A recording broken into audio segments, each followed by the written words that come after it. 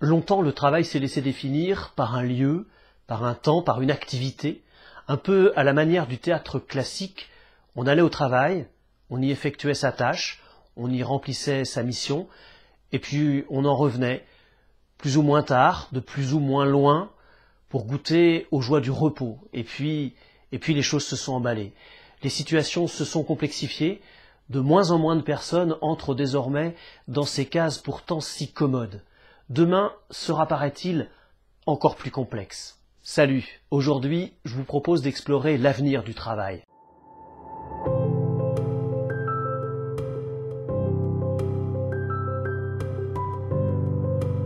Depuis les années 80, sous la poussée des stratégies de spécialisation et d'externalisation, le travail s'est décomposé en tâches élémentaires et distribué entre opérateurs.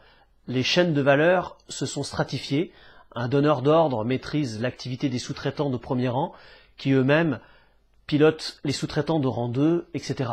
Cette fragmentation est accélérée par la technologie qui facilite la dématérialisation du travail, et à son tour, la dématérialisation permet la fluidité de la distribution des tâches.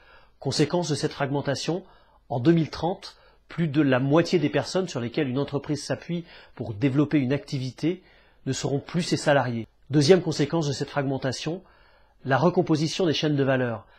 La fragmentation du travail conduit à un découplage entre développement, prototypage, fabrication, commercialisation et recyclage, avec une tendance à la spécialisation des entreprises sur l'un de ces maillons de leur filière.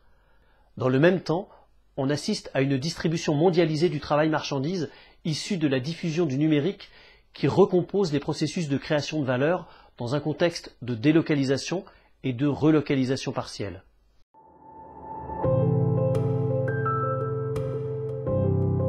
Les tâches à faible valeur ajoutée sont de plus en plus prises en charge par des robots. Ça ne signifie pas pour autant que ces tâches disparaissent. Elles restent en partie assurées par l'homme dans le cadre de métiers qui requièrent une proximité physique et une réactivité émotionnelle que l'automatisation a encore du mal à prendre en charge. C'est donc davantage à une polarisation des qualifications qu'on assiste qui contribuera à l'avenir à creuser les inégalités sociales. Depuis les années 80, l'automatisation a conduit à une réduction de l'autonomie au travail, et ce, pour toutes les catégories socio-professionnelles, y compris les cadres. Seule la gestion de l'aléa fait encore partie de ce que les psychologues du travail appellent le travail vivant. Cette automatisation est née dans l'industrie. Elle est aujourd'hui très largement développée dans le tertiaire, y compris dans le domaine du service à la personne, avec une forte standardisation des prestations de services et des gestes professionnels. Pour Martin Richer, cette automatisation s'est accompagnée d'une succession des modes managériales, lean management, bonnes pratiques encapsulées dans les logiciels de gestion, associées à la standardisation et à la multiplication des normes. Tout ça provoque un risque d'appauvrissement du travail qui nie la fonction d'émancipation et de réalisation de soi.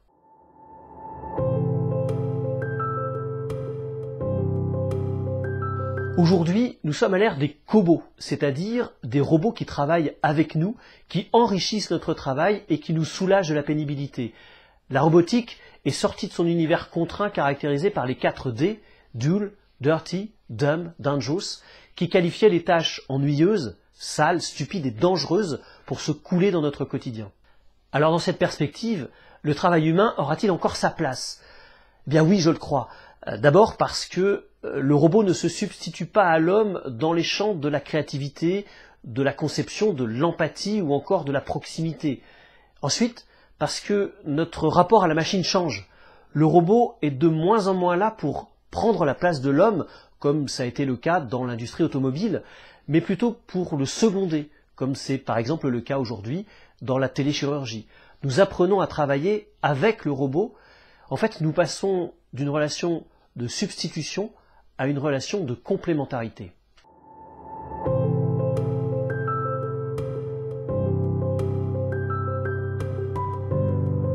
Une fois fragmenté et automatisé, le travail peut être plateformisé, c'est-à-dire géré par un système informatisé qui organise la rencontre entre une multitude de vendeurs de travail et une multitude d'acheteurs. Ces plateformes d'emploi de pair à pair permettent à tout internaute de choisir une catégorie de tâches qu'il se propose d'effectuer, comme le soutien à domicile ou l'aide à la personne.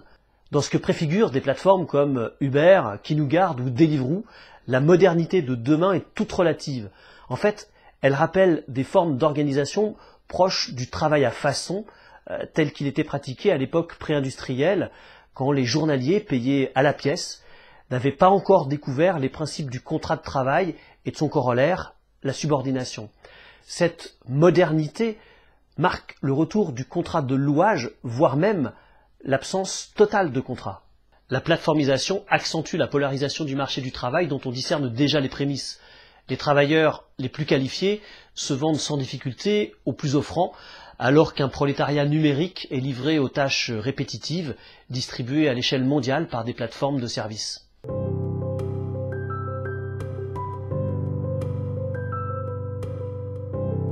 La valeur du travail humain ne réside plus dans la force physique, dans les processus modélisables, donc réplicables, ou dans la restitution de connaissances. Tous ces apports sont automatisables. Elle réside plutôt aujourd'hui dans ses aspects émotionnels et relationnels, dans la capacité à faire preuve d'empathie, de sympathie, de créativité, dans la capacité à interpréter, à prendre des initiatives, à s'adapter aux aléas, à produire de l'innovation ou à collaborer.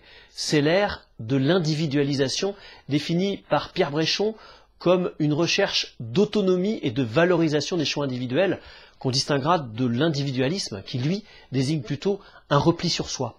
Derrière cette tendance lourde de l'individualisation se profile déjà l'étape suivante, celle de la singularisation.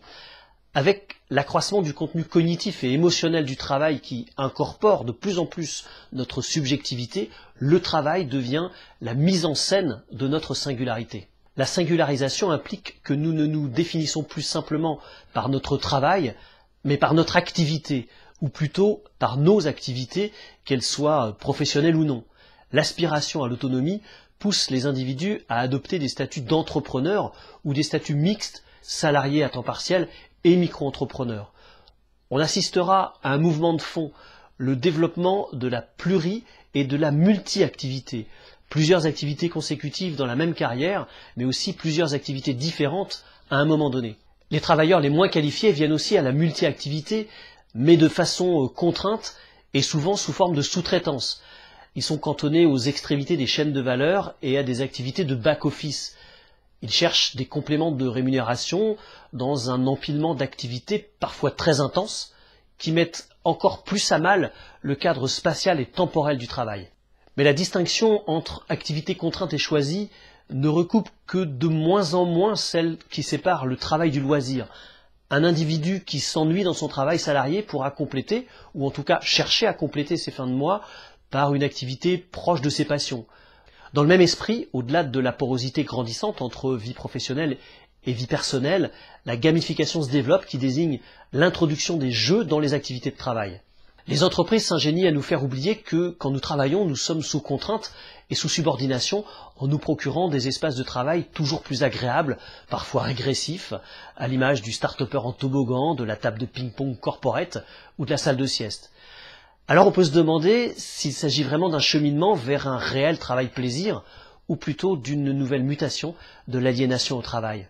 Ce très rapide essai d'immersion dans les mutations en cours du monde du travail laisse apparaître des menaces, mais aussi beaucoup d'opportunités. Les futurs ébauchés par les tendances lourdes abordées ici ne sont évidemment pas tous désirables.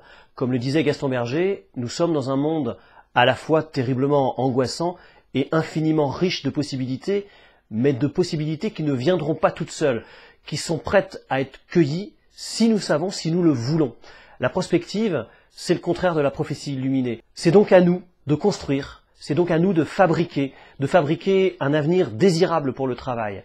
Voilà, j'espère que cette vidéo vous aura été utile. Je vous donne rendez-vous très bientôt pour aborder un autre sujet. D'ici là, portez-vous bien. Salut.